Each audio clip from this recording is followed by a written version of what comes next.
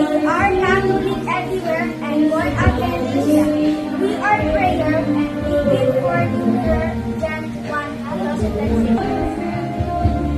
Hi, my name is Kilala ka na. of what I thankful for in the year that studies me, my Lola is very active at church and said to me to continue to go to church and follow the word of God. And as a result, I feel active at church because of Lola. Second, I'm really thankful for my mom and her efforts of taking care of me and the things we want and that I love her so much. And the achievements that I achieved. Stayed as a Christian for almost 2 years and got better at my favorite music. Thank you very much. Next. Thankful ako na despite na sa mga achievement na nakuha ko, dahil sa akin kasi siya nagbigay sa akin ng kalakasan, siya nagbigay sa akin ng wisdom.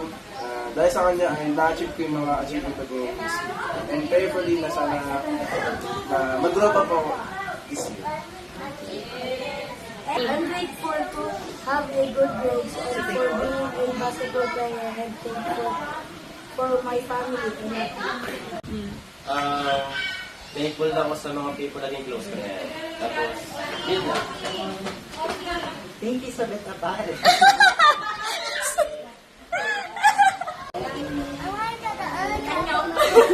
My achievement is nahinga pa rin ako at thankful ako kasi na-face ko naman yung mga dati kong hindi ko kaya. Fix your hair. Kaya nahinga pa rin ako.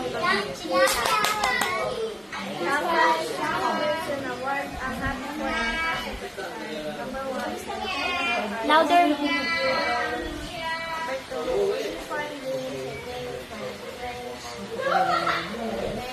Louder, baby. Number 4, number 5, I love you,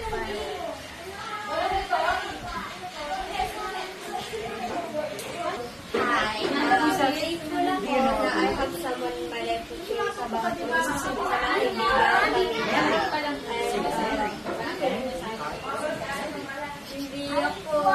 hindi ako nabuluto ko, may bahay, ayos sa gamit or damit. Then, achievement ko is, natuto ko maglagay ng contact lens. Nag-survive sa 2025 doon. And hindi ako nag-test, no preg na. And survive ko yung school year ng 2020.